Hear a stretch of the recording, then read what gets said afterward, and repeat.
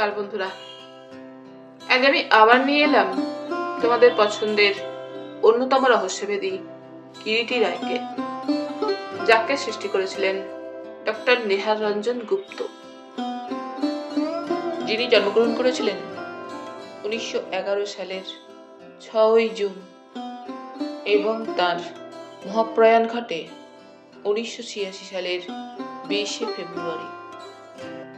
আজ আমার সংগৃহীত বইটির প্রকাশনার দায়িত্বে ছিলেন মিত্র অ্যান্ড ঘোষ পাবলিশার্স। এদের সকলের প্রতি আন্তরিকভাবে কৃতজ্ঞতা নিবেদন করে শুরু করছি আজকের গল্প কৃষ্ণা কাবেরী। আজ থাকলো তৃতীয় পর্ব।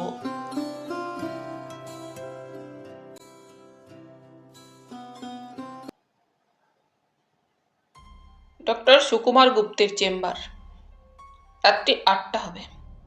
প্রশস্ত একটি হলঘরের মধ্যে নানা জাতীয় বিচিত্র আসবাবপত্রে সুসজ্জিত।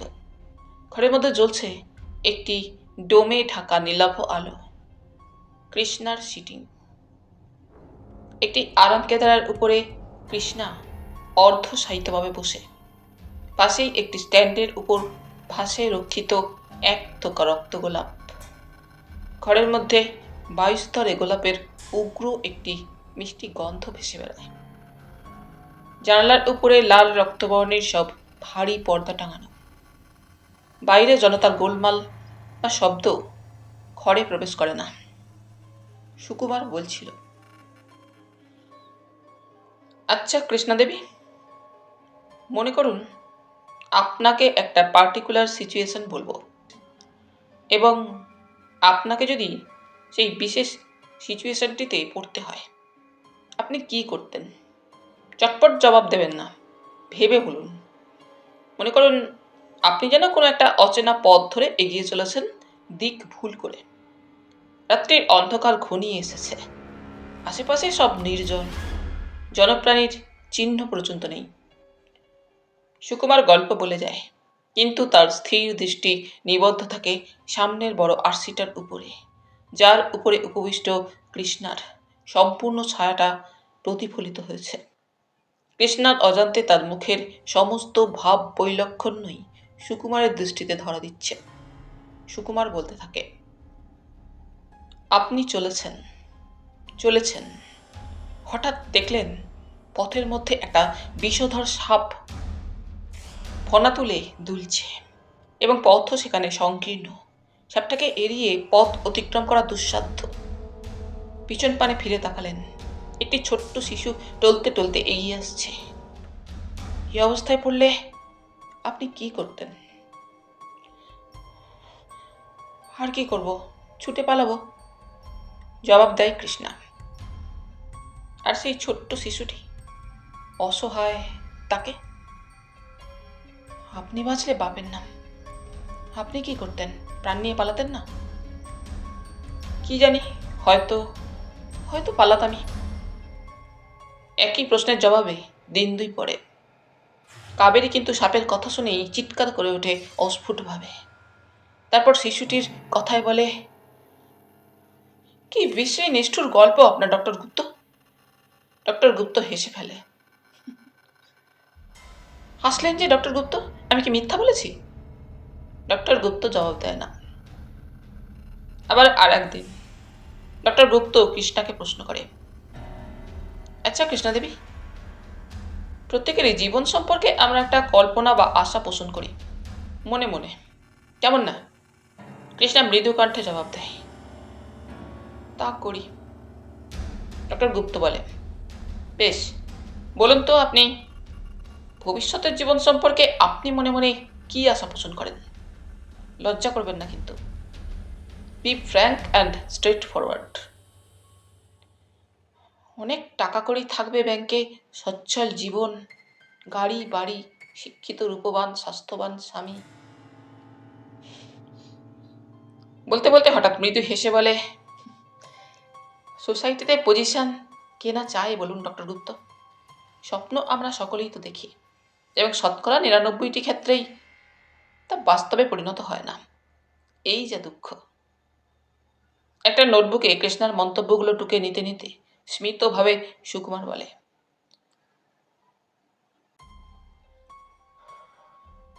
অত পেসিমিস্টিক হচ্ছেন কেন? হয়ও তো। কৃষ্ণা মৃদু হাসে। পরের দিন ডাক্তারের একই প্রশ্নের জবাবে কাবেরী বলে, আকাঙ্ক্ষা বা কল্পনা বলতে আপনি কি ঠিক মিন করছেন বলতে পারি না ডক্টর গুপ্ত। তবে এভাবে চাকরি করে জীবিকা উপার্জন করতে সত্যি ভালো লাগে না। এর চাইতে বলুন বলুন, ডোন্ট বি শাই। ছোটোখাটো শান্ত সচ্ছল একটি পরিবার, সুখে দুঃখে দিন চলে যাবে, অশান্তি বা মনের গরমিল থাকবে না। তাছাড়া অভাব অভিযোগ তো মানুষের কতকটা নিজেরই মনে সৃষ্টি করা ডক্টর গুপ্ত। শান্তি অর্থে ক্রয় করা যায় না, সেও মানুষের মনে। ডাক্তার কাবেরীর মন্তব্যটা কৃষ্ণার মন্তব্যের পাশেই ঠিক টুকে নিতে নিতে বলে, যা বলেছেন, তবে মনকে সবসময় ঠিকভাবে যাচাই করতে গেলে দুঃখটা আমাদের বেশিরভাগ মানুষই কি বই কি। দিনের পর দিন এই ধরনের আলাপ আলোচনা, দুটি সুন্দরী তরুণীর নিকটত্ব, একক সাহচর্য তরুণ ডাক্তারের মনে রঙের ছোঁয়া লাগে বোধ হয়। অদৃশ্য মীন কেতুর ফুলেশ্বর কখন বুঝি মনের একটি কোমল তারে মৃদু আঘাতে সুর জাগিয়ে দেয়। মনের আকাশে পঞ্চস্বরের ফুলবানে কিসের স্পর্শ লাগে, ফুটে ওঠে কুসুমের কলি। মনের ঘরে অকারণে ভ্রমর যায় গুনগুনিয়ে। ভালো লাগে সুন্দর মুখখানি, ভালো লাগে কোনো একটি কণ্ঠস্বর, চোখের চাউনি, একটি তনুর ভঙ্গিমা। মন পড়ে থাকে পায়ের সারার সঙ্গীতে। কিন্তু কে, কৃষ্ণা না কাবেরী? কিরিটি হঠাৎ একদিন রাতে এলো। তারপর মনস্তাত্ত্বিক সংবাদ কি তোমার ক্লায়েন্টদের? এগুচ্ছে, ডক্টর গুপ্ত বলে। হঠাৎ কিরিটির টেবিলের উপর নজর পড়ে। একটা ব্লটারের উপরে কতভাবেই যে লেখা, কৃষ্ণা কাবেরী, কাবেরী কৃষ্ণা, দুটি নাম।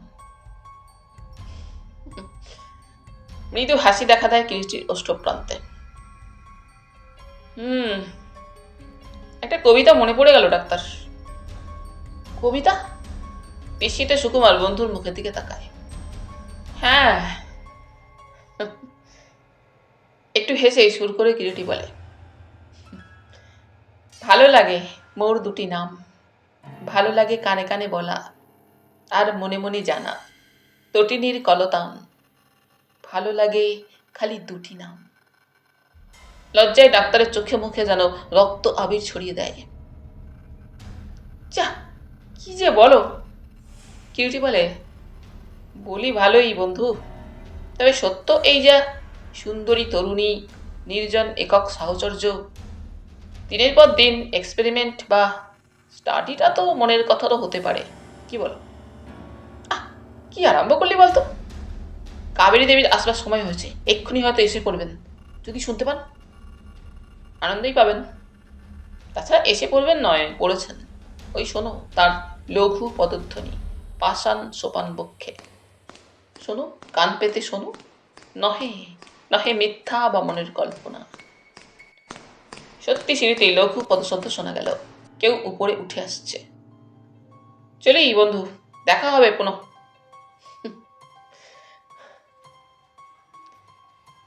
কাবেরীর কণ্ঠস্বর সুইং ডোরের উপাস হতে ভেসে এলো। ভিতরে আসতে পারি কি?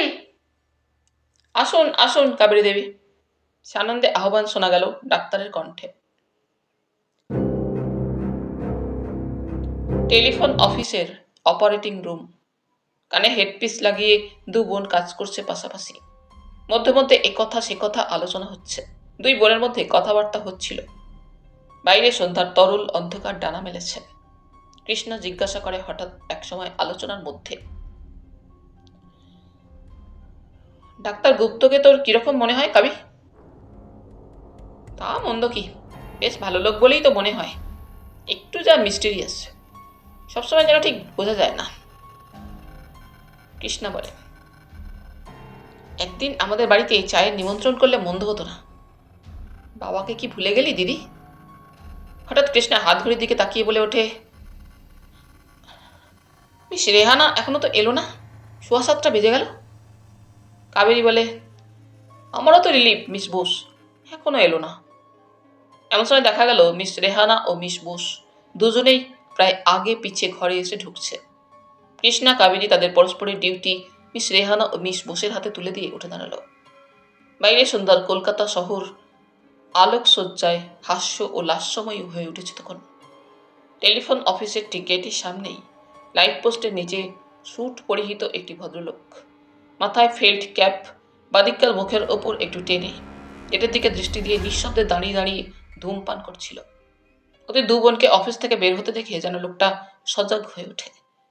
কাবেরীর দৃষ্টি হঠাৎ স্যুট পরিহিত লোকটার উপর গিয়ে পড়ে। সেই অলক্ষে কৃষ্ণার গায়ে হাত দিয়ে চাপা কণ্ঠে ডাকে, দিদি, কি হলো আবার? থামলি কেন? ওই যে লাইট পোস্টের নিচে দাঁড়িয়ে স্যুট পরা লোকটা, কিছুদিন ধরে লক্ষ্য করছি, ও আমাদের প্রায়ই ফলো করে। কি যে বলিস? স্যুট পরিহিত লোকটি ততক্ষণে এক পা করে হাঁটতে শুরু করেছে। হ্যাঁ, I am sure about it. সেদিন রাত্রে ডিউটি সেরে ফিরছি, লোকটা ঠিক ওই জায়গায় দাঁড়িয়েছিল। প্রথমটা তত মন দিইনি, পরে ট্রাম থেকে বাড়ির কাছে গিয়ে নেমেছি। রাত্রি তখন প্রায় 11টা। রাস্তা ও তার আশপাশ বেশ নির্জন। মনে হলো হঠাৎ তখনও যেন লোকটা আমার পিছু পিছু আসছে। পিছন ফিরে থমকে দাঁড়ালাম। তাকিয়ে দেখতে পেলাম কেবল ওই লোকটা দূরে দাঁড়িয়ে। কাঁটার মধ্যে কেমন ছমছম করে উঠল। নে চল, যত সব আজগুবি চিন্তা। আমার আবার ডক্টর গুপ্তের ওখানে রাত 8টায় সিটিং আছে। তুই বাড়ি যা, আমি একেবারে সিটিং শেষ করে যাব। আজই রাত 8টায় সিটিং? হ্যাঁ, রাত 8টায়। আমারও তো সিটিং আছে আজ রাত 9টায়, কাবেরী বলে।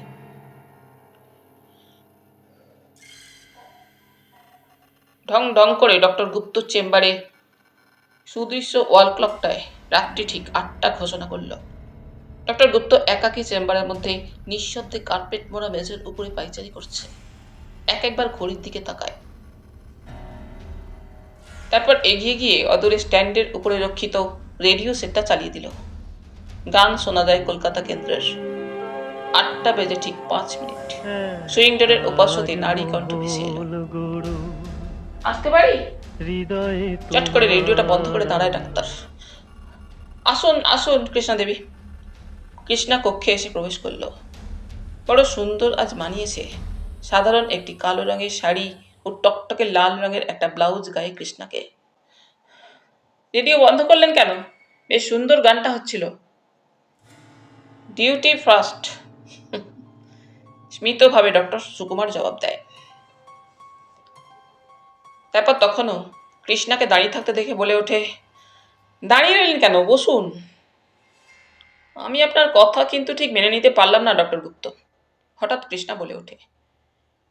বুঝতে পারলাম না আপনার কথা কৃষ্ণা দেবী।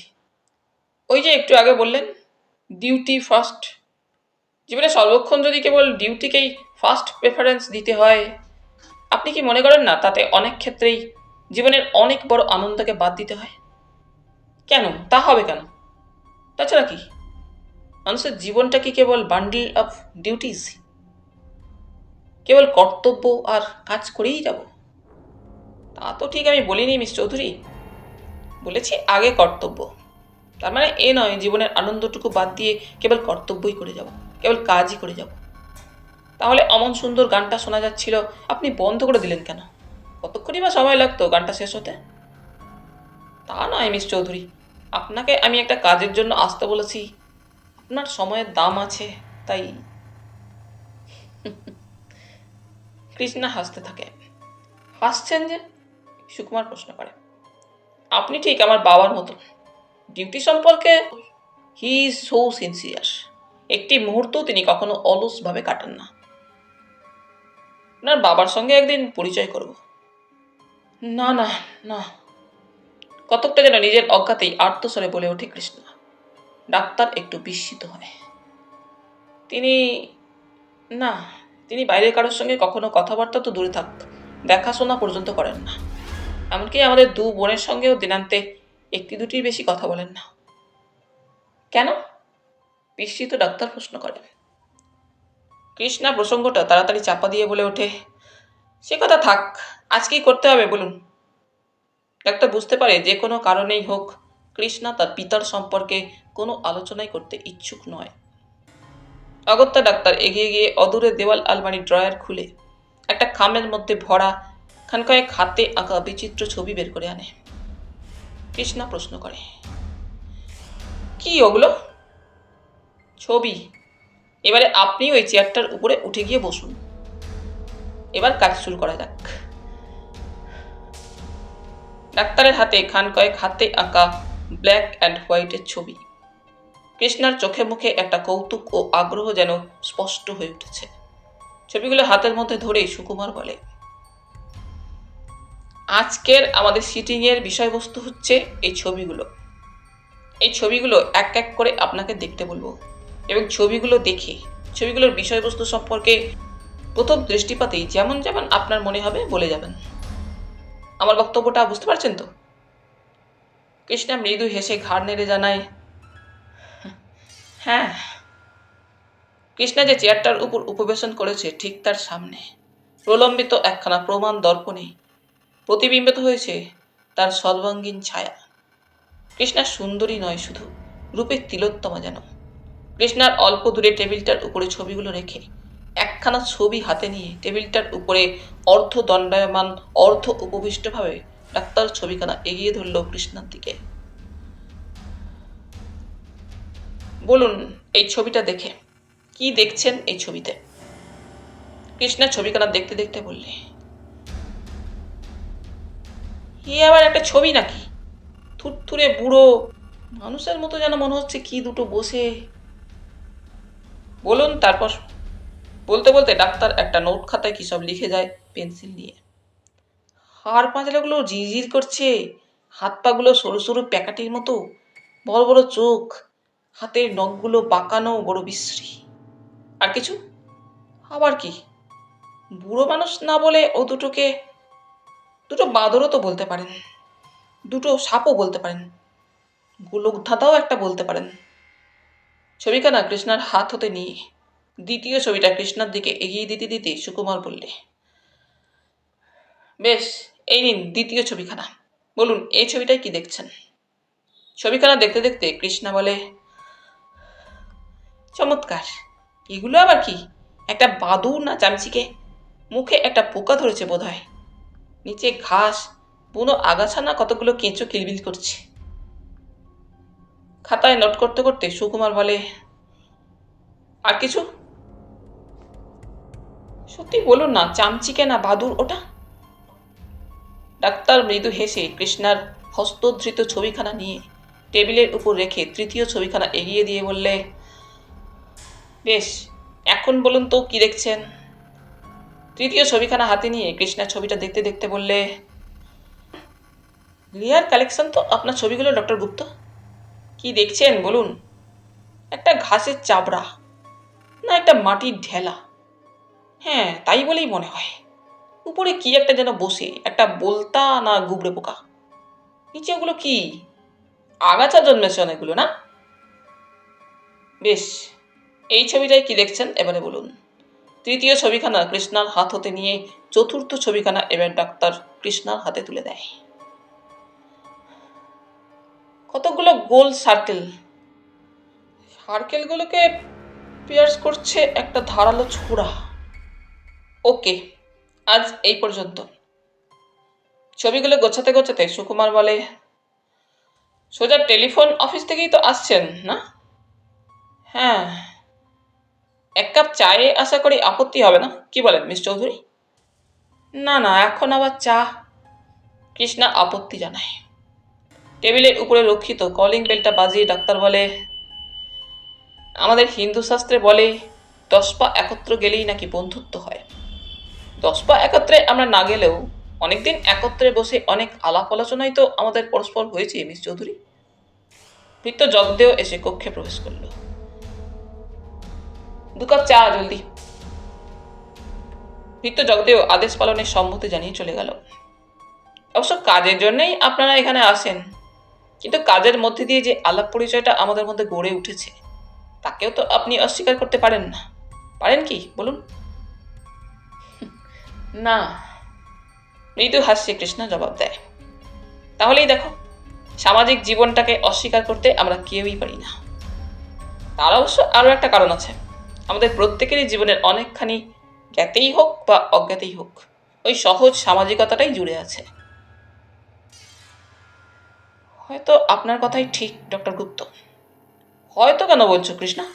তোমার টেলিফোন অফিস ও সেখানকার ডিউটি দেওয়া ছাড়া তোমার কি একটা বাইরের সামাজিক জীবন নেই? কোথাও বেড়াতে যাও না? বন্ধু বান্ধবীদের বাড়ি, আত্মীয় স্বজনের বাড়ি, পার্টি, উৎসব বা সিনেমা থিয়েটার? একমাত্র অফিসের কাজ ছাড়া বাইরে বড় একটা আমরা বেরই হই না।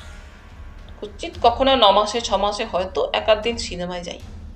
আর বন্ধু বা বান্ধবী নেই বললেই চলে। বলো কি, কখনো কি ইচ্ছা হয় না কারোর সঙ্গে দুদণ্ড বসে আলাপ করতে, লেক বা গঙ্গার ধারে বা অন্য কোথাও বেড়াতে যেতে?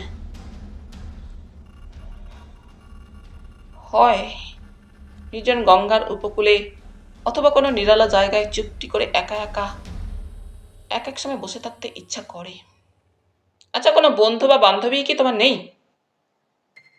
বন্ধু বা বান্ধবীর কথা বলতে যেমন বইয়ে পড়ে থাকি বা শুনে থাকি, তেমন কারো সঙ্গেই ঘনিষ্ঠভাবে আলাপ পরিচয় তো আমার নেই। বর্তমানে নেই, না পূর্বেও কোনোদিন ছিল না। এখনো নেই, আগেও ছিল না। সেরকম ঘনিষ্ঠ বন্ধুত্ব না হয় কোনোদিন কারো সঙ্গে ছিল না, কিন্তু পরিচয় একটু যেন ইতস্তত করে কৃষ্ণা। এবারে জবাব দেয়, না। জগদেও ট্রেতে করে চা দিয়ে গেল। চায়ের একটা কাপ নিজের হাতে তুলে নিয়ে অন্যটা কৃষ্ণার দিকে এগিয়ে দিতে দিতেই সুকুমার বলে, চা নাও। তারপর হঠাৎ মৃদু হেসে সুকুমার বলে ওঠে, দেখেছ, ইতিমধ্যে কখন এক সময় আপনাকে তুমি বলতে শুরু করেছি। তাতে কি হয়েছে? বয়সে তো আপনার থেকে কত ছোট। এবার থেকে আপনি আমাকে তুমিই বলবেন। এই অধিকারটুকু যখন দিলে, আর একটা ছোট্ট অনুরোধ জানেন? অনুরোধ বলছেন কেন, বলুন না কি বলবেন। পরশু শনিবার প্রাচীতে খুব ভালো একটা বই আছে, যাবে? একটু ইতস্তত করে কৃষ্ণা। অবশ্য আপত্তি যদি থাকে। না না, পরশু তো আমার অফ ডিউটি আছে, বেলা 5টার পর থেকে অসুবিধা হবে না। বেশ, তবে সেই কথাই রইল, তুমি সেখানেই এসো। 6টায় শো, চন্দ্রিমা কাফেতে। Will have our tea. তারপর সেখানেতে যাব সিনেমায়। সুইংডনের ওপাশ হতে কাবেরীর কণ্ঠস্বর সহসা ভেসে এলো, আসতে পারি কি? যুগপৎ দুজনেই চমকে ওঠে। ঠিক এমনি সময় চেম্বারের দেওয়াল ঘড়িতে ঢং ঢং করে রাত্রি 9টা ঘোষণা করলে। কৃষ্ণা তাড়াতাড়ি উঠে দাঁড়ায়। রাত 9টা বাজে, আমি যাই। আসুন আসুন কাবেরী দেবী, ডক্টর সুকুমার সাদর আহ্বান জানায়। কৃষ্ণা সুইং ডোর ঠেলে বের হয়ে যায়। কাবেরী একপাশে সরে দাঁড়ায়। ক্ষণকের জন্য উভয়েরই চোখাচোখি হয়। কাবেরী দৃষ্টি ফিরিয়ে নেয়। কৃষ্ণা হনহন করে বের হয়ে যায়। কাবেরী কক্ষ মধ্যে প্রবেশ করল। কাবেরীর পরিধানে আজ অতি সাধারণ সাজসজ্জা। গেরুয়া রঙের খদ্দরের শাড়ি, লাল শাড়ির পার, গায়ে লাল রক্তবর্ণ ভয়েলের জামা, মাথার চুল বর্মিস প্যাটার্নে বাঁধা, হাতে একগাছি করে সরু সোনার চুড়ি, দুই ভ্রুর মাঝখানে বড় একটি কাজলের টিপ, চোখের কোণে সূক্ষ্ম সুরমার টান। বসুন কাবেরী দেবী। বসতে বসতে কাবেরী বলে, আজ প্রথমেই একটা প্রতিবাদ জানাবো ডক্টর গুপ্ত। প্রতিবাদ? স্মিত হাসে তাকায় সুকুমার কাবেরীর হাস্যোচ্ছল মুখের দিকে।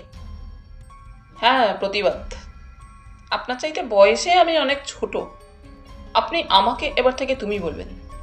আপনি বলে আর কথা বলতে পারবেন না। বেশ তো, কিন্তু আধুনিক সমাজে আজ ওইটাই প্রচলিত যে। তা হোক। তাছাড়া আমাদের পরস্পরের এতদিনকার পরিচয়েও কি অপরিচিতের দূরত্ব বা সংকোচটা কেটে যায়নি? অন্তত আমি তো কেটে গিয়েছে বলে মনে করি। একটু পরে সুকুমার আবার বলে, কৃষ্ণাদেবীও আজ আমাকে সেই অনুরোধই জানিয়েছেন। তাই নাকি? হ্যাঁ। তাহলেই দেখুন, আমরা দুজনেই কেউ আপনার ওই আপনি সম্বোধনটা সহজভাবে নিতে পারছিলাম না। বিজনেসের ব্যাপারে টাকাটা না নিলে চলবে না যখন নিতেই হবে। কিন্তু এটা নিশ্চয়ই বিজনেসের বাইরে পড়বে, কি বলেন? আমাদের সামাজিক সম্পর্কটা বেশ তাই হবে। আজ আমার সিটিংয়ের বিষয়বস্তু কি বলুন? বিশেষ কিছু না, কয়েকটা ছবি সম্পর্কে আপনার মতামত জানতে চাই আজ। It won't take much time. ছবি? কিসের? ওই চেয়ারটার উপর বসুন আগে। কাবেরী উঠে গিয়ে নির্দিষ্ট চেয়ারটায় উপবেশন করল।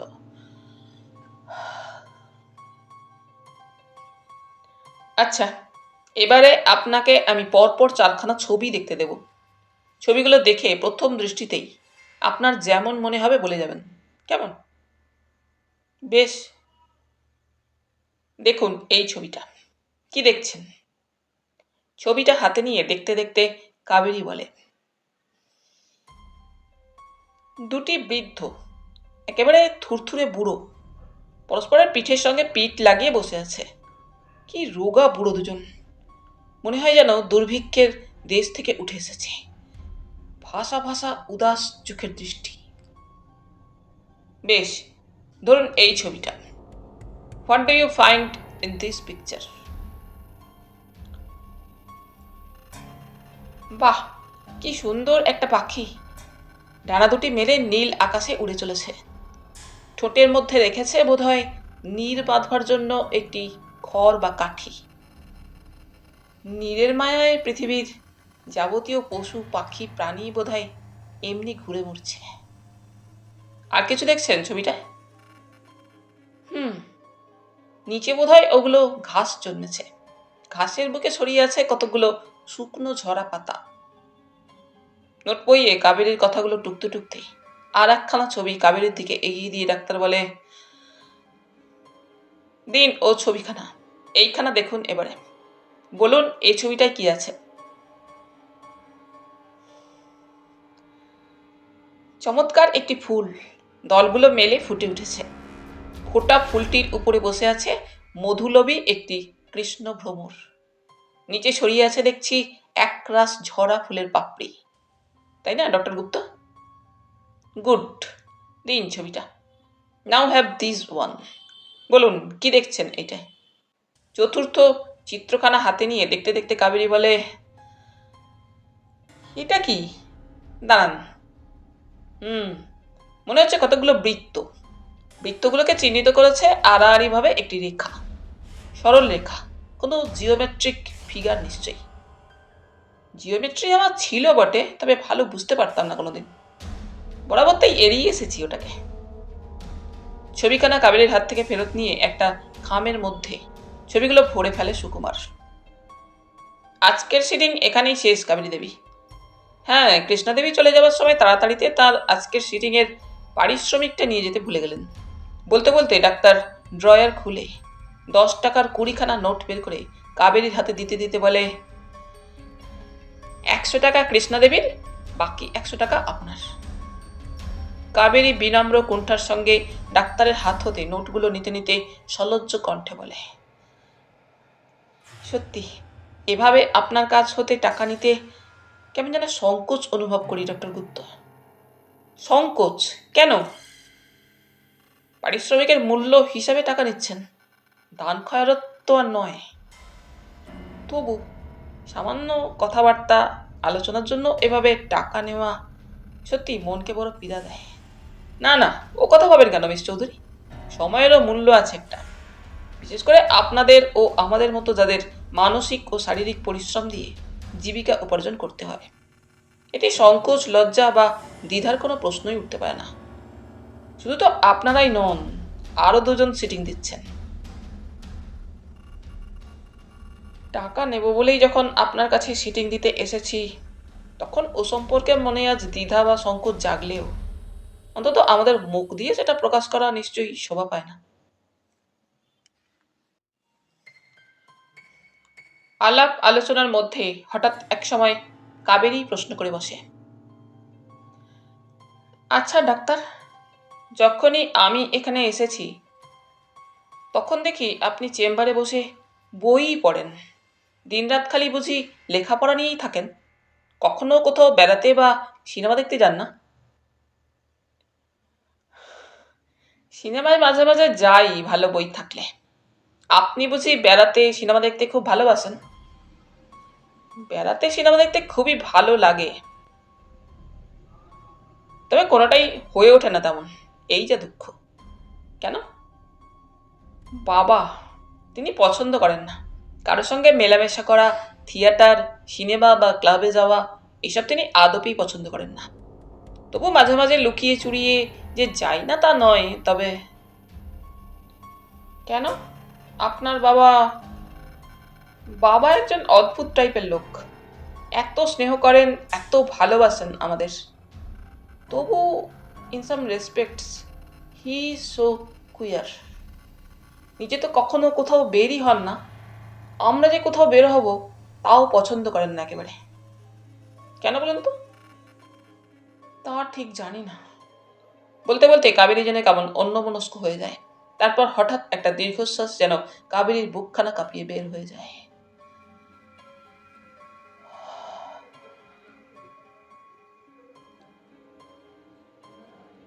থাক এসব কথা ডক্টর গুপ্ত। এক এক সময় এই জীবন এমন ক্লান্ত ও দুর্বিষহ হয়ে ওঠে যে ইচ্ছা করে সব ভেঙে চুরে যেদিকে দু চোখ যায় চলে যায়। কিন্তু বাবা, he is so affectionate, so tender. তাছাড়া বাবা কোনো কারণে দুঃখ পাবেন ভাবতেও পারি না। কথার মনটা ফিরিয়ে দেওয়ার জন্য হঠাৎ সুকুমার প্রশ্ন করে, আচ্ছা মিস চৌধুরী, কি ধরনের ছবি দেখতে আপনার ঠিক ভালো লাগে বলুন তো? আবার আপনি? জবাব দেব না আপনার কথার, সরি, অনেক দিনের অভ্যাস কিনা। লাভ পিকচার আমার খুব ভালো লাগে। রোমিও জুলিয়েট ছবিটা দেখেছেন? দেখেছি, কিন্তু বড্ড বাড়াবাড়ি বলে মনে হয়। কিন্তু রোমিও জুলিয়েটের কাহিনী তো বিশ্ব সাহিত্যের একটি প্রধান প্রেমের উপাখ্যান। তা হোক, ইফেমিনেট লাভ, তার চাইতে সিজার অ্যান্ড ক্লিওপেট্রা ঢের ভালো লেগেছে। ঢং ঢং করে রাত্রি 10টা ঘোষণা করলে দেওয়াল ঘড়িতে। রাত 10টা! তাড়াতাড়ি উঠে দাঁড়ায় কাবেরী। চলো তোমাকে খানিকটা এগিয়ে দিয়ে আসি। না না, তার প্রয়োজন নেই, আমি একাই যেতে পারবো। কাবেরী কতকটা যেন ত্রস্ত পদেই ঘর হতে নিষ্ক্রান্ত হয়ে গেল। শেষ বিদায় সম্ভাষণটুকুও জানাতে বোধহয় ভুলে যায়। কাবেরী ঘর হতে নিষ্ক্রান্ত হয়ে যেতেই সুকুমার ঘরের রাস্তার দিকের জানালাটা খুলে দিয়ে সামনে দাঁড়ালো। খোলা জানালা পথে তাকিয়ে সুকুমার দেখলে হনহন করে কাবেরী নির্জন রাস্তা ধরে হেঁটে চলেছে একাকী। কাবেরী হনহন করে রাস্তা ধরে হেঁটে চলেছে। পিছন দিকে ফিরে তাকাবারও যেন কাবেরীর সময় নেই। কেবল মধ্যে মধ্যে রেডিয়াম দেওয়া ঘড়িটার উজ্জ্বল লেখাগুলোর দিকে তাকায়। কাবেরী পিছন পানে তাকালে দেখতে পেত বেশ কিছুটা দূরত্ব রেখে একটা কালো রঙের গাড়ি নিঃশব্দে স্লথ গতিতে ওকে পিছু পিছু অনুসরণ করে চলেছে। থিয়েটার রোড পার হয়ে সার্কুলার রোড ও পার্ক স্ট্রিট যেখানে এসে মিশেছে, সেখানে চৌমাথার সামনে দাঁড়িয়ে এদিক ওদিক তাকাতেই একটা সবুজ রঙের ফ্লুইড ড্রাইভ ফোর্ড গাড়ি কাবেরীর পাশটিতে এসে দাঁড়ালো। গাড়ির চালক সুবিমল। মৃদু কণ্ঠে সুবিমল আহ্বান জানায়, এসো। দরজাটা খুলে যায় গাড়ির। কাবেরী গাড়ির মধ্যে উঠে বসে। গাড়ি আবার চলতে শুরু করে। পশ্চাতের গাড়িটা এতক্ষণ কিছুটা দূরত্ব বাঁচিয়ে দাঁড়িয়েছিল, সেটাও এবারে চলতে শুরু করে ওদের গাড়িটাকে অনুসরণ করে। এত দেরি হলো যে? ভাবছিলাম ভুলে গেলে বুঝি। মৃদু হাসি জেগে ওঠে কাবেরীর ওষ্ঠ প্রান্তে। ভুলিনি, ডাক্তারের সঙ্গে কথায় কথায় দেরি হয়ে গেল। ডাক্তার যে বড্ড ঘনিষ্ঠ হয়ে উঠছে বলে মনে হচ্ছে। ছি, কি যে বলো, ওটা সত্যিই ভালো। I like him. দেখো, বেশি ভালো লাগলে দেখা যায় ভালোবাসায় পরিণত হয়। কিন্তু তোমরা পুরুষরা ভারী জেলাস, আর তোমরা মেয়েরা ভারী উদার না? আকাশে ইতিমধ্যে কখন কালো কালো মেঘ ঘন হয়ে উঠেছে। একটা ঠান্ডা বাতাস বইতে শুরু করেছে। কালো মেঘের বুকে বিদ্যুতের চকিত আলোর ঝলকানিও লকলকিয়ে গেল 2-4 বার। বৃষ্টি আসবে নাকি? ক্ষতি কি, আসুক না, সুবিমল জবাব দেয়। কোথায় চলেছ? যেদিকে দু চক্ষু যায়, সত্যি আর ভালো লাগে না এই লুকোচুরি আর অন্তহীন এই প্রতীক্ষা। চলো সোজা গাড়ি চালিয়ে চলে যাই পৃথিবীর কোনো এক নির্জন প্রান্তে, বা তারপর তারপর বেঁধে নেব ছোট একখানি ঘর, নির্জনে তোমাতে আমাতে বাঁধিব বাসা। বৃষ্টি শুরু হয়, উইন্ডস্ক্রিনের উপরে বৃষ্টির ছাঁট এসে পড়ছে। হঠাৎ সুবিমল ডাকে, প্রিয়া, প্রিয়া। ও কি? বাধা দিও না প্রিয়া, বাধা দিও না। ডাকার নেশায় পেয়েছে আজ আমায়। রাত অনেক হলো, এবারে ফিরে চলো। হোক, শেষ হয়ে যাবে আজকের এই রাত্রি, আবার আসবে রাত্রি, রাত্রির পর রাত্রি। এমনি কত রাত্রি পার হয়ে যাবে, আর আমরা চলবো এগিয়ে বন্ধনহীন যাত্রী। সেই কবিতাটি জানো? পথ বেঁধে দিল বন্ধনহীন গ্রন্থি, আমরা দুজন চলতি হওয়ার পন্থী। নাই আমাদের সঞ্চিত ধনরত্ন, নাই রে ঘরের লালন ললিত যত্ন। পথপাশে পাখি পুচ্ছ না চায়, বন্ধন তারে করি না খাঁচায়। ডানা মেলে দেওয়া মুক্তি প্রিয়ের, কুজনে দুজনে তৃপ্ত। আমরা চকিত অভাবনীয়ের, কুচ্ছিত কিরণে দীপ্ত। হঠাৎ শোঁ শোঁ শব্দে হাওয়া বইল, ঝমঝম বৃষ্টি হলো শুরু। গাড়ির কাজটা তুলে দিতে দিতে কাবেরী বলে, জোরে বৃষ্টি নামলো যে, নামুক নামুক, আকাশ ভেঙে নামুক। বাইরে ঝমঝম করে বৃষ্টি পড়ছে, শোঁ শোঁ করে বইছে খ্যাপা হাওয়া। নিজের ঘরের খোলা জানালার সামনে দাঁড়িয়ে সঞ্জীব চৌধুরী ক্লাচে ভর দিয়ে কবিতা ওড়াচ্ছেন। ঝোড়ো হাওয়ায় রুক্ষ এলোমেলো বড় বড় চুলগুলো উঠছে। ঘরের কাগজপত্র পর্দা উড়ে উড়ে চারিদিকে ছড়িয়ে পড়ছে। সঞ্জীব চৌধুরী আবৃত্তি করছেন নিম্ন স্বরে।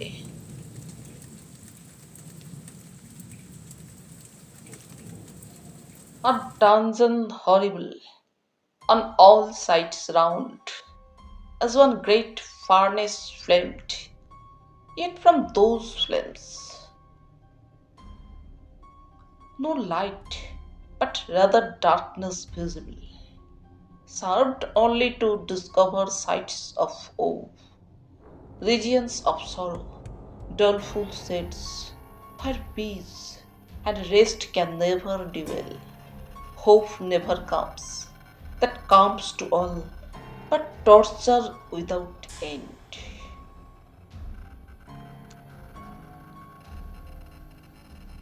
ঘুমাতে যায়নি অত রাত্রেও কৃষ্ণা। বাইরের ঘরে একাকে চুপটি করে বসে একটা বাংলা উপন্যাস পড়ছিল কাবেরীর প্রতীক্ষায়। এত রাত হয়ে গেল, এখনো কাবেরী ফিরে এলো না। বইটা সোফার উপর রেখে দিয়ে জানালা পথে গিয়ে দেখে এলো একবার কাবেরী আসছে কিনা। সঞ্জীবের আবৃত্তি থেমে গিয়েছে, শোনা যাচ্ছে বেহালার সুর। সঞ্জীব বেহালা বাজাচ্ছে। দরজায় মৃদু করাঘাত শোনা গেল।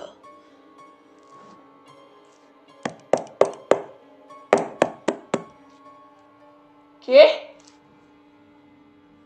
দিদি, আমি কাবি, দরজাটা খোল। কৃষ্ণা এগিয়ে গিয়ে দরজাটা খুলে দিতেই কাবেরী এসে কক্ষে প্রবেশ করল। কাবেরীর সর্বাঙ্গ ভিজা। এত রাত করলি কেন? হঠাৎ বৃষ্টি নামলো দেখে ডক্টর গুপ্ত আসতে দিলেন না। বলতে বলতে কাবেরী এগিয়ে যায় শয়ন কক্ষের দিকে। কাবি? কি? কাবেরী ফিরে দাঁড়ায় কৃষ্ণার ডাকে। কটা রাত হয়েছে খেয়াল আছে কি? হাতে যখন ঘড়ি আছে এবং চোখের দৃষ্টিও যখন নষ্ট হয়ে যায়নি এখনো। কাবেরী! কৃষ্ণা তীক্ষ্ণ চাপা কণ্ঠে ডেকে ওঠে। দেখো দিদি, ফিরে দাঁড়ায় কাবেরী। আমার ব্যাপার নিয়ে তুমি একটু কম মাথা ঘামালেই সুখী হব। Mind your own business. বলেই দৃঢ় পদবিক্ষেপে কাবেরী কক্ষান্তরে অদৃশ্য হয়ে গেল। বিস্মিত দৃষ্টিতে তাকিয়ে থাকে কাবেরীর গমন পথের দিকে কৃষ্ণা। পাশের ঘরে সঞ্জীবের বেহালা সুরের ঝঞ্ঝা তুলেছে তখন। কড়কড়াত শব্দে মেঘের হুঙ্কার চারিদিকে সচকিত।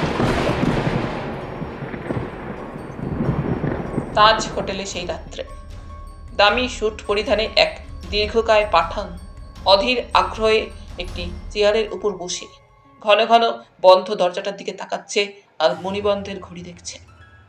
এমন সময় পূর্ব পরিচিত সেই পাঠানটি কক্ষে প্রবেশ করে উপবিষ্ট পাঠানকে দেখে সসম্ভ্রমে দাঁড়িয়ে পড়ে। आप? हाँ, कुछ पत्ता मिला फैज? अभी तक ठीक ठीक पत्ता नहीं मिला जनाब। कोशिश तो मैं कर रहा हूँ। वो बात तो बहुत दफे सुना चुका, फिर भी सुनना नहीं चाहता। जल्दी हमें वो मिलना चाहिए, समझे? लेकिन देखो, और 10 रोज तुम्हें टाइम दिया जाएगा। 10 दिन का अंदर अंदर नहीं वो सामान का फैसला कर सके तो हमें भी दूसरा कोई नौजवान को एक काम के लिए भेजना पड़ेगा, समझा? जी। अच्छा, तो मैं चलता हूँ। रुपए का कोई जरूरत हो तो? नहीं। পাঠান ঘর হতে নিষ্ক্রান্ত হয়ে গেল। ফৈয়াজ ঘরের মধ্যে পাইচারি শুরু করে। নিম্ন স্বরে আত্মগতভাবে বলে, ওই ওই জরুর ওহি হোগি খুবসুরত লড়কি। ডক্টর গুপ্ত চেম্বার। ডাক্তারের চেম্বারে আজ বিশেষ পরিবর্তন পরিলক্ষিত হয়। সমগ্র কক্ষটি দেওয়াল হতে শুরু করে মেঝে, আসবাবপত্র সবকিছু কালো কাপড়ে ঢেকে দেওয়া হয়েছে। ডাক্তারের টেবিলটির উপরেও কালো টেবিল ক্লথ বিস্তৃত এবং সেই টেবিলের উপরে সাদা হাড়ের তৈরি একটি অপূর্ব প্রতিমূর্তি। একটি পুরুষ সোজা হয়ে দাঁড়িয়ে আছে, পশ্চাৎ হাতে একটি নারী মূর্তি পুরুষটির পৃষ্ঠদেশ লক্ষ্য করে একটা তীক্ষ্ণ ছোরা তুলেছে। ঘরের এক কোণায় জ্বলছে কেবল একটি লাল আলো স্বল্প শক্তির। রক্তাভ সেই আলোর দ্যুতি সমগ্র কক্ষখানিকে যেন ভৌতিক এক বিভীষিকাময় থমথমে করে তুলেছে। টেবিলের একধারে লাউডস্পিকার সংযুক্ত একটি গ্রামোফোনে একটি রেকর্ড প্লেটের উপর বসানো। সাউন্ড বক্সটাও রেডি করা আছে, মুহূর্তে ইচ্ছা মতো রেকর্ডটি বাজানো চলতে পারে। ডাক্তার মধ্যে মধ্যে হাত ঘড়িটা দেখছে। ঢং ঢং করে রাত্রি 9টা বাজল। সুইং ডোরে মৃদু করাঘাত শোনা গেল। আসতে পারি? আসুন। কক্ষে এসে প্রবেশ করলো কাবেরী, সাদা জরির পাড় দেওয়া কালো সিল্কের একখানি শাড়ি পরিধানে, গায়ে কালো রঙের সাদা জরির বর্ডার দেওয়া টাইট হাতা ব্লাউজ, মাথার চুল বেনিবন্ধ, বক্ষের দুপাশে লম্বমান। এ কি, ঘরে এমন আলো কেন? বসো কাবেরী, ওই চেয়ারটার উপরে আরাম করে বসো। কাবেরী নির্দিষ্ট চেয়ারটাই উপবেশন করে। আবছা আলো আধারিতে অস্পষ্ট ছায়ার মতো ডক্টর সুকুমারকে দেখা যায়। গায়ে বোধহয় একটা কালো অ্যাপ্রন। অ্যাপ্রনটার বুকের কাছে সোনালি জড়ি দিয়ে বিভৎস একটা ড্রাগনের মূর্তি তোলা। ডক্টর গুপ্ত, ভীত একটা শঙ্কিত সুর যেন কাবেরীর কণ্ঠ হতে বের হয়। Feeling nervous? নার্ভাস না, মানে we won't take much time Kaberi. আজ কয়েকটা প্রশ্ন পরপর তোমাকে করে যাব। তুমি প্রশ্নের পিঠে পিঠে যেমন মনে হবে জবাব দিয়ে যাবে, বুঝতে পারছো? ক্ষীণ কণ্ঠে জবাব দেয় কাবেরী। বেশ, রেডি? রেডি। ফুল, গন্ধ, কীট, পতঙ্গ, নর, নারী, চাঁদ, জ্যোৎস্না, রাত্রি, দিন, পতঙ্গ, পাখি, দর্পণ, প্রতিচ্ছায়া, ড্যাগার, সোর্ড। প্রশ্নোত্তরের পর কাবেরীর সর্বশরীরকে যেন অসহ্য একটা ঘুমের ক্লান্তি ও শৈথিল্য আচ্ছন্ন করে ফেলে। যে চেয়ারটার উপরে কাবেরী এতক্ষণ বসেছিল সেই চেয়ারটারই গায়ে অবশভাবে শরীরটা এলিয়ে দেয় ধীরে ধীরে। ডক্টর সুকুমার চেয়ারের উপরে এলাইত কাবেরীর সামনে আরো একটু এগিয়ে এসে দাঁড়ায়। কাবেরীর চোখের পাতা দুটো নিমিলিত। সুকুমার কিছুক্ষণ চেয়ারের উপরে এলাইত মুদ্রিত চক্ষু কাবেরীর প্রতি চেয়ে থেকে ধীরে মৃদু কণ্ঠে ডাকে, মিস চৌধুরী, কাবেরী দেবী। হ্যাঁ, ক্ষীণ কণ্ঠে সাড়া দেয় কাবেরী। খুব ক্লান্তি বোধ করছো না? হ্যাঁ, ঘুম আসছে। ঘুমাও, ঘুমাবার চেষ্টা করো। হ্যাঁ, ঘুমাও। একাগ্র তীক্ষ্ণ দৃষ্টি ডক্টর সুকুমারের চোখে। অন্ধকারে জন্তুর চোখের মতো জল জল করে ডাক্তারের চোখের মণি দুটো জ্বলছে যেন। গভীর অন্তর্ভেদী দৃষ্টি, কিন্তু পাথরের মতো স্থির, অচঞ্চল। Slip, slip Kaveri. কাবেরীর মাথাটা আরো একটু ঝুলে পড়ে। ডাক্তারের কণ্ঠস্বর আবার শোনা যায়। কাবেরী, বহুদূর হতেই ক্ষীণ কণ্ঠস্বর ভেসে এলো আবার। এই পৃথিবীতেই এমন একটা জায়গা আছে যেখানে 6 মাস থাকে দিনের আলো, আর 6 মাস থাকে রাত্রির জমাট কালো অন্ধকার। চারিদিকে শুধু জমাট বাঁধা ঠান্ডা বরফ। হু হু করে বইছে যেখানে অবিশ্রাম হিম তীক্ষ্ণ খ্যাপা এলোমেলো হাওয়া। কোথাও সেখানে ফুলের কোনো সমারোহ নেই। বর্ণের 7 রঙের খেলা, প্রজাপতির মন ভোলানো অস্তিত্ব নেই। নেই মধুপের মধুগুঞ্জন, শিল মাছ, শ্বেত ভল্লুক আর বড় বড় শিংওয়ালা হরিণ। জনহীন জমাট বাঁধা বরফের সেই নিঃশব্দ নির্জনতার মাঝে মাঝে শোনা যায় শ্বেত ভল্লুকের ক্ষুধার্ত চিৎকার। কথা বলতে বলতে ইতিমধ্যে একসময় ডাক্তার পার্শ্বেই রক্ষিত অ্যাম্প্লিফায়ার সংযুক্ত গ্রামোফোনে ইংরেজি শব্দময় বাজনার একটি রেকর্ড, যেটা আগে বসানো ছিল, সেটা চালিয়ে দিয়ে আবার বলতে থাকে। আহারের কোনো সংস্থান নেই, নেই কোনো খাদ্যবস্তু, একমাত্র ওই শিল মাছ ছাড়া।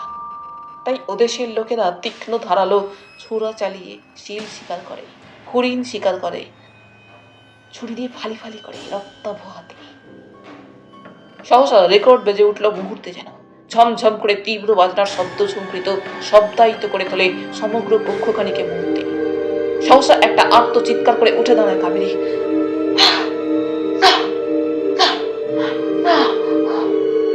কি হলো, কি হলো কাবেরী? ব্যস্ত হয়ে বলে ওঠে ডক্টর সুকুমার। কাবেরী ততক্ষণে নিজের বিহবল ভয়ার্ত ভাবটা সামলে উঠেছে। বড় রকমের একটা দীর্ঘশ্বাস ত্যাগ করে বিষণ্ণ কণ্ঠে বলে,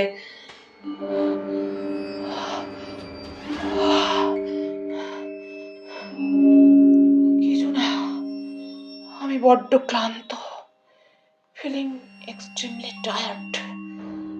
আমি এবারে যেতে চাই ডক্টর গুপ্ত। চলো, আমার ড্রাইভার তোমায় বাড়ি পৌঁছে দিয়ে আসবে।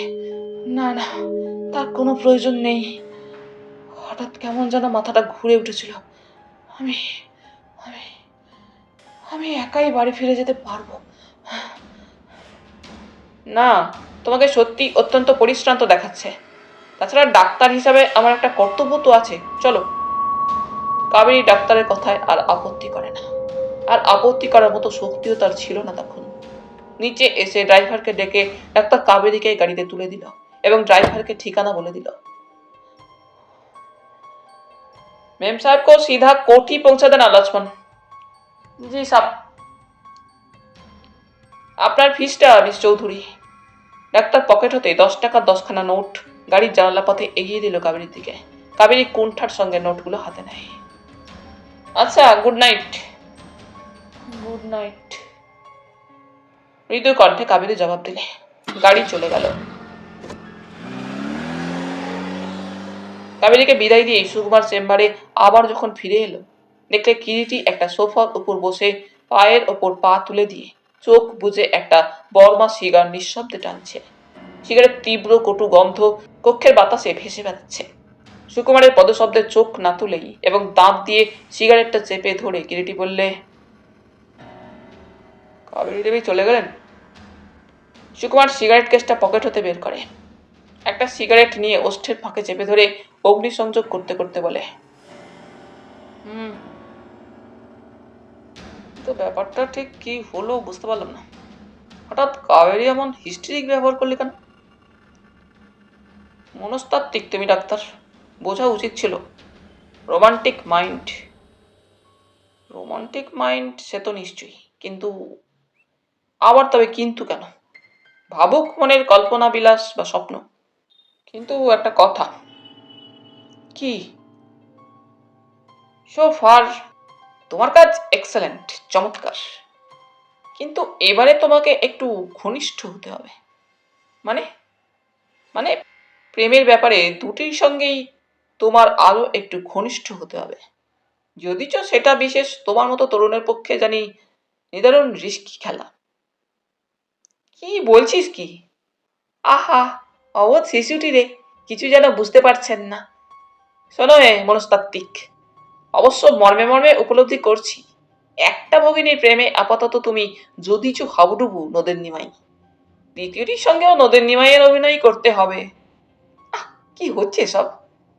মধুর মধুর, কিন্তু সত্য কথা বলতে ভাই, কে কৃষ্ণা না কাবেরী? সুকুমার কিরিটির প্রশ্নের জবাব দেবে কি? নিজেই এখনো মনের মধ্যে স্থির সিদ্ধান্তে আসতে পারেনি।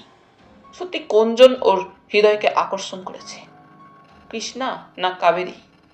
হৃদয় যেন দুলছে একবার এদিক একবার ওদিক। এক বৃন্তে দুটি ফুল যেন দুটি বোন। মনকে কখনো আকর্ষণ করে কাবেরী, কখনো কৃষ্ণা। দ্বিধা সংশয়ে দোলে মন। কি জবাব দিচ্ছিস না যে? নির্বাক, হতবাক যে। কি বলবো তাই ভাবছি। বন্ধু, বলি সাবধান। পূর্বকালের শাস্ত্রে বিষ কন্যা বলে এক ধরনের কন্যার কথা শোনা যায়। পতঞ্জলির শাস্ত্রে খুঁজলেই পাবি। এবং শোনা যায় ওই অপূর্ব মনোমোহিনী কন্যাদের স্পর্শেই নাকি মৃত্যু ঘটত। কন্যার দেহ হতে বিষ সংক্রামিত হতো হতভাগ্য রূপমুগ্ধ প্রেমিকের দেহে। কৃষ্ণা ও কাবেরী তোমার ওই দুটি মানস প্রিয়ার একটি, কিন্তু কলির বিষ কন্যা। অতএব সাবধান বন্ধু, সাবধান। কি আবল তাবল সব বকছিস? এক্ষুনি হয়তো কৃষ্ণা আসবে, তারও আজ রাত্রে সিটিং দেবার কথা। অর্থাৎ বলতে চাও তুমি যাও, কিন্তু বন্ধু দ্বিতীয় সিটিং এও যে আমাকে উপস্থিত থাকতে হবে। সত্যি এমন সময় সিঁড়িতে পদশব্দ শোনা গেল। ওই বোধহয় আসছেন কৃষ্ণাদেবী। অতএব কিরিটি, এবারে তুমি অন্তরালে আত্মগোপন করো। বলতে বলতে মৃদু হেসে কিরিটি উঠে পর্দার আড়ালে আত্মগোপন করে। কৃষ্ণা এসে কক্ষে প্রবেশ করল। কৃষ্ণার দেহসজ্জায় আজ নতুনত্ব পরিলক্ষিত হয়, তবে সহজ ও সরল। কৃষ্ণারও আজ সাধারণ গেরুয়া রঙের শাড়ি ও ব্লাউজ পরিধানে, মাথায় পর্যাপ্ত চুল বেনির আকারে, বিনন্নত বক্ষের দুটি পাশে লম্বমান। এসো এসো কৃষ্ণা, সাদর আহ্বান জানায় ডাক্তার। আজকে সিটিং এর সময়টা এত রাত্রে করলেন কেন ডক্টর গুপ্ত? উপায় ছিল না। একই পরিবেশের মধ্যে একই প্রশ্ন করা হয় কৃষ্ণাকেও। বসো, দাঁড়িয়ে কেন কৃষ্ণা? কৃষ্ণা উপবেশন করে কক্ষের চতুর্দিকে একবার তাকায়। কি দেখছো? কিছু না। রেডি? ইয়েস। ফুল, কীট, নর, বানর, চাঁদ, সূর্য, রাত্রি, অন্ধকার, পতঙ্গ, আরশোলা, দর্পণ, ছায়া, ড্যাগার, ডেথ। পূর্বের মতোই দপ করে উজ্জ্বল আলো জ্বলে উঠল ঘরে ও বাজনা বেজে উঠে। ক্ষণপূর্বের আলো ছায়ার রহস্য দূরীভূত হলো। কৃষ্ণা শুনতে থাকে বাজনাটা। কি অদ্ভুত সব আবল তাবল প্রশ্ন আজ আপনি করছিলেন বলুন তো ডাক্তার? জোরালো গলায় কৃষ্ণা প্রশ্ন করে। সুকুমার মৃদু মৃদু হাসতে থাকে। কৃষ্ণার প্রশ্নের কোনো জবাব দেয় না। আবার একসময় কৃষ্ণা প্রশ্ন করে, আমাদের নিয়ে যে গবেষণা আপনার চলছে কতদূর সাকসেসফুল হলো বলুন তো? এও কি কখনো সম্ভব নাকি মানুষের মনের গতি বা সুপ্ত ও জাগ্রত প্রবৃত্তিকে অনুশীলন করে এই প্রকারের বিভিন্ন দুজন মানুষ, নর বা নারী, একজন হতে অন্যজনের আইডেন্টিফাইতে আসতে পারবেন? কেন সম্ভব নয় বলো? ডাক্তার মৃদু হেসে কৃষ্ণার মুখের দিকে তাকায়। ধরুন আমি একবার যদি কৃষ্ণা, আবার একবার কাবেরী বলে নিজের পরিচয় দিই, এবং আমরা দুটি বোন পরস্পরকে যতটা ক্লোজলি স্টাডি করবার সুযোগ বা সুবিধা পেয়েছি, সেই হতে আমরা পরস্পরকে যতটা ঘনিষ্ঠ ও অন্তরঙ্গভাবে চিনি ও জানি, সেদিক থেকে আমরা একে অন্যের কথাবার্তা, হাবভাব, চালচলন একইভাবে প্রকাশ করলে সাধ্য কি কেউ তা জানতে পারে? তোমার কথা যে কতকটা সত্য অস্বীকার করি না কৃষ্ণা, কিন্তু এও ঠিক প্রত্যেক মানুষের অবচেতন মনে যে প্রবৃত্তিগুলো জন্মগতভাবে সুপ্ত থাকে, অনেক সময় নিজের অজ্ঞাতে চিন্তার ভাবে ও প্রবৃত্তিতে প্রকাশ দেখা যায়। মানুষ তার পরিবেষ্টনী ও অবচেতন চিন্তার দ্বারা নিজের অজ্ঞাতেই অনেক ক্ষেত্রে চালিত হয়ে থাকে। এই কথা কি অস্বীকার করো কৃষ্ণা? ডাক্তার তার বক্তব্য শেষ করে।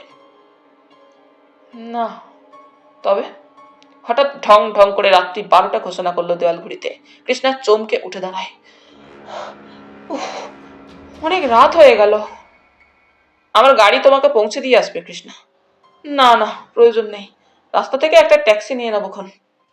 না, এত রাত্রে একাকি তোমার ট্যাক্সি করে যাওয়া উচিত হবে না। তাছাড়া তোমার বাবা শুনলেও হয়তো অসন্তুষ্ট হবেন। বাবা? তা হবেন। কথাটা যেন অন্যমনস্কের মতোই বলে কৃষ্ণা, কতকটা আত্মগত ভাবেই। তারপর একটা চাপা দীর্ঘশ্বাস যেন কৃষ্ণার বুকখানা কাঁপিয়ে বের হয়ে আসে।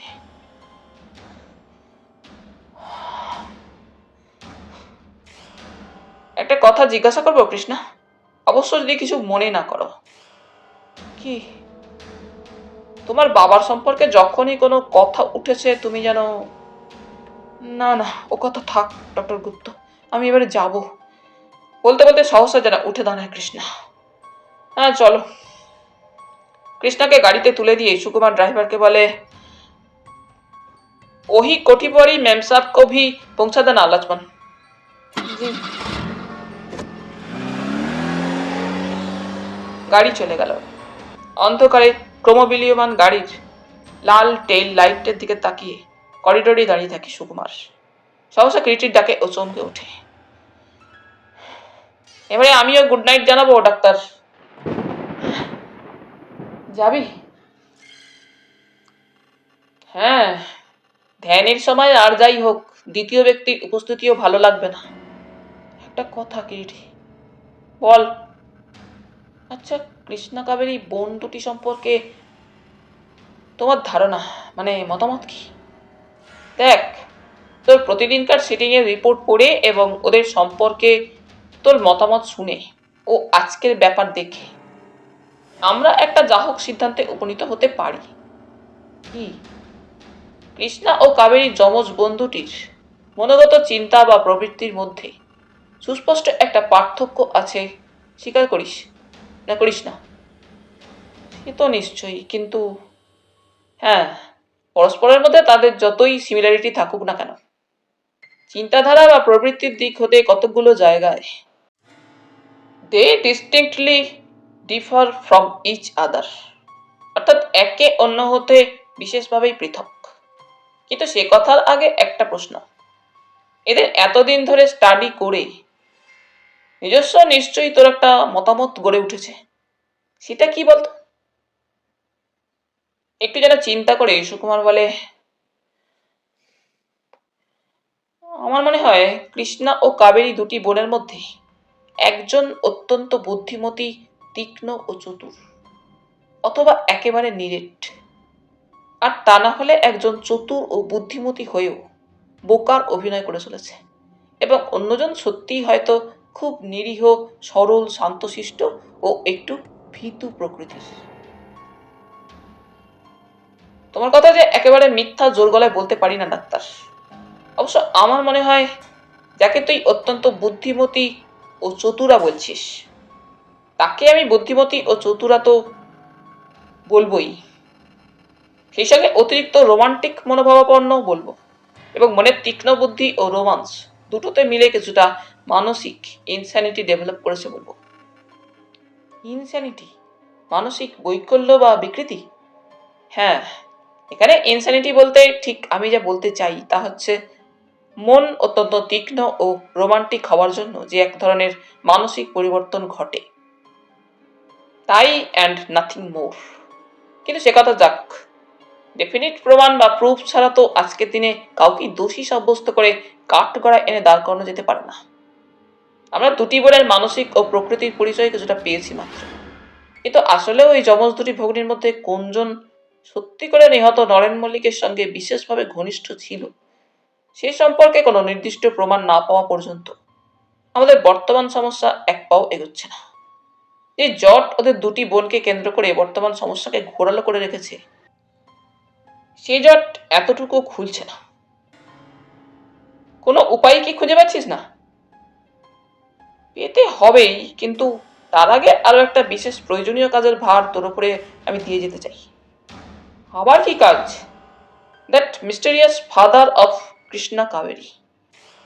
হ্যাঁ, কৃষ্ণা কাবেরীর বাপ ভদ্রলোকটি যেন নিজেকে একটা কুহিলির আবরণেই সযত্নে ঢেকে রেখেছেন।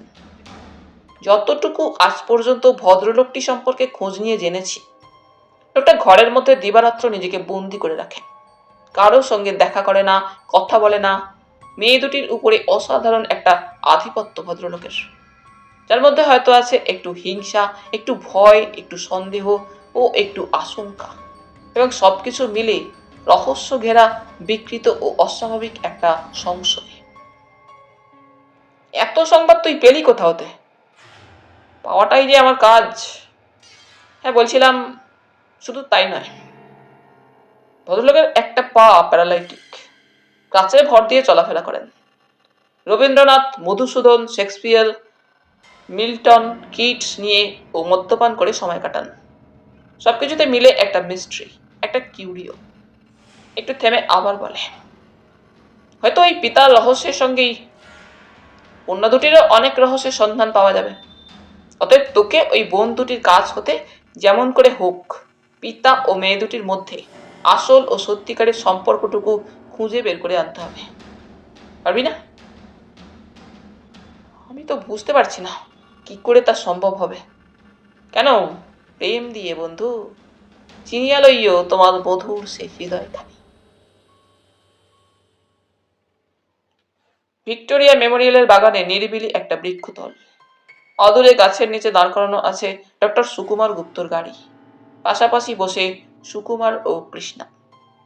একটা ঘাসের শীষ দাঁত দিয়ে কাটছে আনমনে কৃষ্ণা। সাধারণ পেঁয়াজি রঙের ব্লাউজ ও শাড়ি পরিধানে কৃষ্ণার।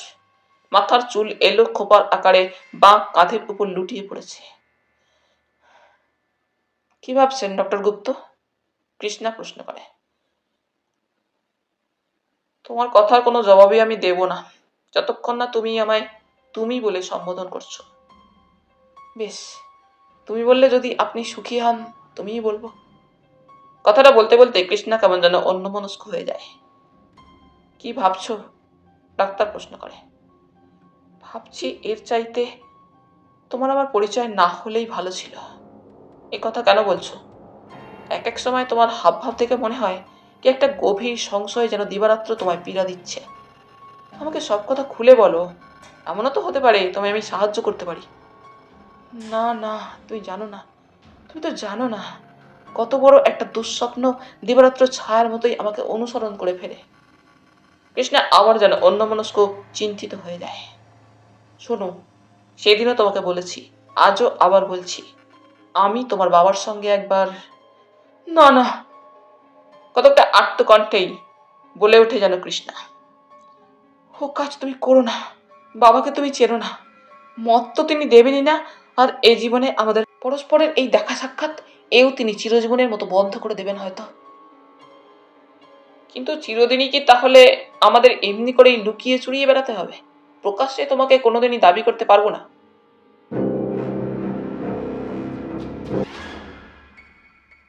কলকাতা শহরে চৌরঙ্গী অঞ্চলে সুবিখ্যাত একটি ইংলিশ হোটেলের মধ্যে আলোকিত হোটেলটি। বহু নরনারী একত্র বা জোড়া টেবিলে বসে পান ও আহার করছে। হোটেলের একপাশে ইংরেজি বাজনা বাজছে নানা বাদ্যযন্ত্রের সাহায্যে। একটি কর্নার সিটে মুখোমুখি বসে কাবেরী ও সুবিমল। সামনে টেবিলের উপরে রক্ষিত কেক, চা ইত্যাদি। সুবিমলের পরিধানে সাহেবী পোশাক। চা পান করতে করতেই সুবিমল বলছিল,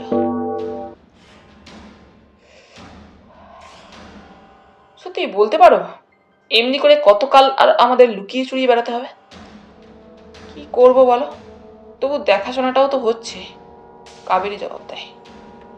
কিন্তু মেয়ে হয়ে যখন জন্মেছ, বিবাহ তো একদিন মেয়ের দিতেই হবে। তবে তোমার বাবার তোমাদের বিবাহে এত আপত্তি বা কিসের? বুঝতে পারি না কেন বাবা কোনো পুরুষের সঙ্গেই আমাদের মিশতে দেন না। এমনকি সেদিন রাত্রের সিটিং এর পর বাড়িতে ফিরে এলে ডাক্তারের চেম্বারে যেতেও সেদিন ওতে নিষেধ করে দিয়েছেন। তোমার সঙ্গে মিশি এ কথা খোলাক্ষরে জানতে পারলে আর রক্ষা রাখবেন না। কিন্তু এ অত্যাচার সত্যি ক্রমেই যেন এ আমার অসহ্য ঠেকছে। চলো, তার চাইতে না হয় আমরা বিবাহ করে তারপর তোমার বাবার কাছে। না না, এত তাড়াতাড়ি বিবাহ আমাদের হতেই পারে না। বাবা, আমাদের বাবাকে তুমি জানো না, তিনি আমাকে কিছুতেই তাহলে ক্ষমা করবেন না। আর তার ক্রোধ, না না, সে আমি ভাবতেও পারি না। তুমি তুমি আমাকে ক্ষমা করো। এমন সময় দীর্ঘকায় ফৈয়াজ পরিধানের সাহেবী পোশাক আর চোখে কালো কাচের চশমা এদিক ওদিক তাকাতে তাকাতে হোটেলে এসে প্রবেশ করলো এবং সহসা কাবেরী ও সুবিমালের উপর নজর পড়তেই ওদের অল্প দূরে একটা চেয়ারে এসে উপবেশন করে ভারী গলায় ডাকলো, ওয়ে। বেয়ারা এসে সেলাম দিয়ে পাশে দাঁড়ালো। টি অ্যান্ড স্যান্ডউইচ। বেয়ারা সেলাম দিয়ে চলে গেল। ফৈয়াজ একটা পাইপ ধরিয়ে ধুমুদ্গ্রহণ করতে থাকে। তোমাদের দুই বোনেরই তোমাদের বাবা সম্পর্কে এমন একটা আতঙ্ক কেন বলো তো? হাজার হলেও তিনি তো তোমাদেরই বাপ, তোমরা তার সন্তান। আবার এক সময় সুবিমাল বলে, হ্যাঁ কিন্তু না, বাবার অমতে কোনো কিছু করা অসম্ভব। তাছাড়া বাকি কথাগুলো আর কাবেরী শেষ করে না। সহসা অদূরে পাঠানটির সঙ্গে চোখাচোখি হতেই কেমন যেন অস্বস্তি বোধ করে কাবেরী। অধীর কণ্ঠে বলে ওঠে, চলো আমরা যাই। এক্ষুনি উঠবে? আর একটু বসবে না? না, চলো ওঠো। কাবেরী উঠে দাঁড়ায়। বয়, বিল্লাও। সুবিমাল বেয়ারাকে ডাকে।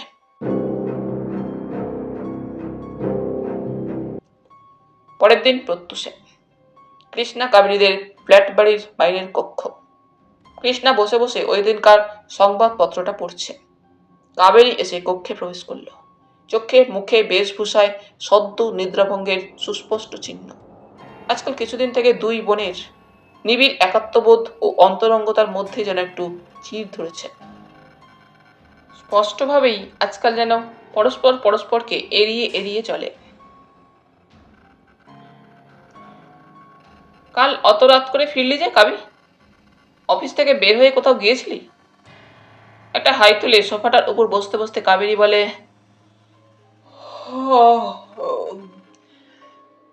হ্যাঁ গিয়েছিলাম।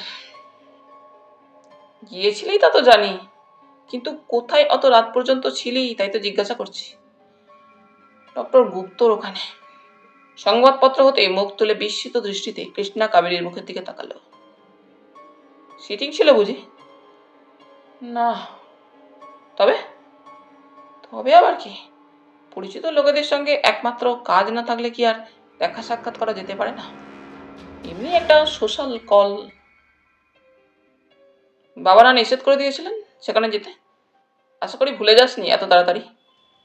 না, ভুলবো কেন? স্মৃতিশক্তি আমার এখনো এত ক্ষীণ হয়নি যে। সহসা এমন সময় কক্ষের আরশিতে সঞ্জীবের ছায়াপাত হলো। কাছে ভর দিয়ে ইতিমধ্যে কখন এক সময় নিঃশব্দে ওদের অলক্ষ্যে সঞ্জীব দরজার গোড়ায় এসে দাঁড়িয়েছেন। ওরা দুজনার একজনও টের পায়নি। স্মৃতিশক্তি তোমার অবশ্য তাহলে প্রশংসনীয়ই বলতে হবে কাবেরী। যুগপৎ দুই বোনই চমকে ফিরে তাকালো এবং সঙ্গে সঙ্গে উঠে দাঁড়ালো।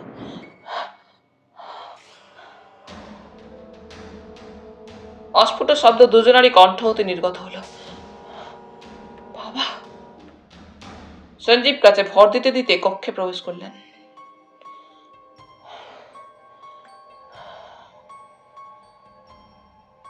তাহলে আবার তুমি ডাক্তারের ওখানে গিয়েছিলে কাবি?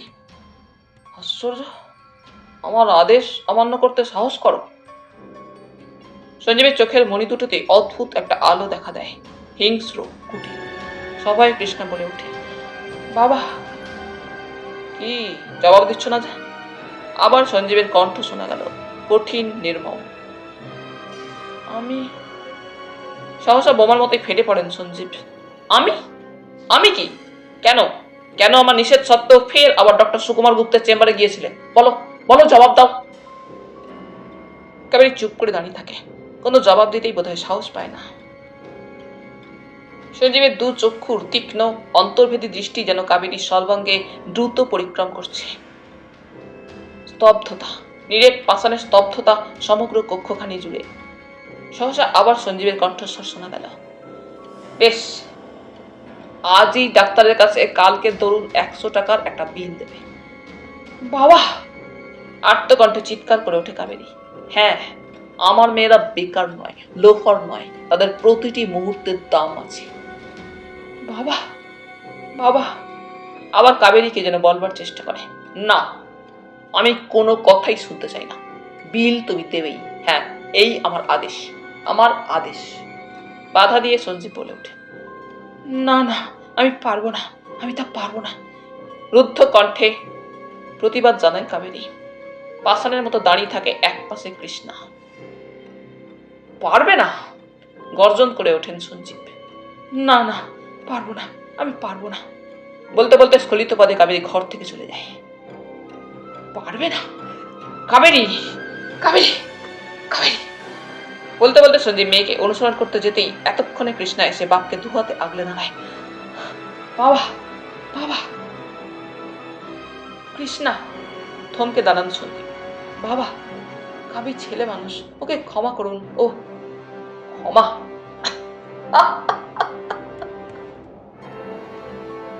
পাগলের মতোই উচ্চস্বরে হেসে ওঠেন সঞ্জীব। ক্ষমা? সঞ্জীব চৌধুরী ক্ষমা কাউকে করে না। কিন্তু আমি জানতাম, আমি জানতাম, রক্তের ঋণ তোমাদের শোধ করতেই যে হবে। করুণার দেহ রক্তের বিষ, জানতাম, আমি জানতাম, বিষ একদিন ফেনির হয়ে উঠবেই। তাকে কেউ রোধ করতে পারবে না, কেউ রোধ করতে পারবে না। বাবা, তুমি হাঁপাচ্ছ, বসো, ওই চেয়ারটার উপরে বসো।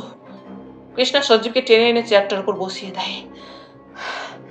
কৃষ্ণা শোনো, এই বাড়ি ছেড়ে, এই শহর ছেড়ে যত শীঘ্র সম্ভব আমাদের চলে যেতে হবে। চলে যাবে কোথায় জানি না, শুধু এইটুকু জানি, দূরে, দূরে, বহু দূরে। কিন্তু শোনো, তোমাদের আমি এতদিন বলিনি, তোমাদের অনুপস্থিতিতে 2-3 দিন রাত্রে এ বাড়িতে নিশ্চয়ই চোর এসেছে। চোর? হ্যাঁ, খসখস শব্দ শুনে আমি পাশের ঘরে গিয়েছি। ঘর অন্ধকার, আলো জেলে কাউকে দেখতে পাইনি, কিন্তু আমি নিশ্চিত কোনো অজানা লোক আমাদের ছায়ার মতোই অলক্ষ্যে অনুসরণ করে বেড়াচ্ছে। তার পদশব্দ আমি শুনতে পেয়েছি। কিন্তু বাবা, তেতলার ফ্ল্যাটে যে আমরা, বিশ্বাস করো কৃষ্ণা, এসেছে, নিশ্চয়ই কেউ এসেছে, তার স্পষ্ট পদশব্দ আমি শুনেছি। বেশি দিন নয়, নরেন মল্লিকের মৃত্যুর কিছুদিন আগে থেকেই এই ব্যাপারটা চলছে। নরেন মল্লিকের মৃত্যুর কিছুদিন আগে থেকেই? আত্মকণ্ঠে যেন চিৎকার করে বলে ওঠে কৃষ্ণা। হ্যাঁ। ফ্যাল ফ্যাল করে বোবা দৃষ্টিতে কৃষ্ণা তার বাবার মুখের দিকে চেয়ে থাকে।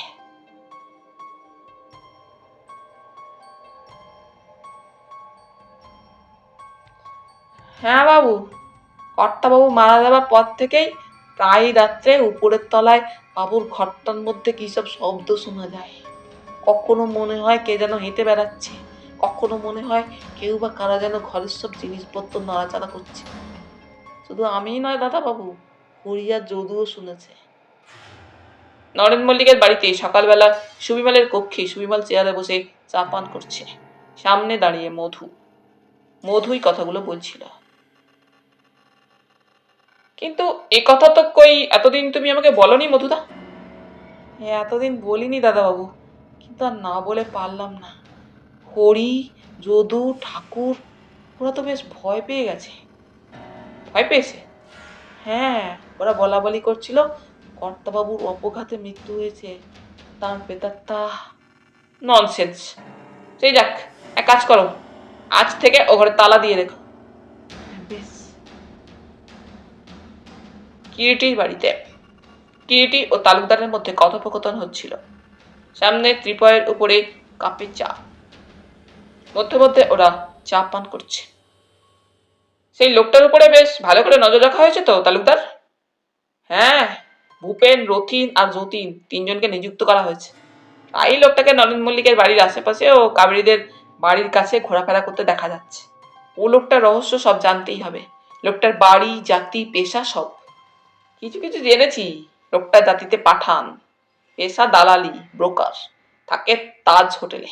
একটা কালো রঙের সিডন বাড়ি গাড়ি আছে, গাড়ির নম্বর BLA 6786।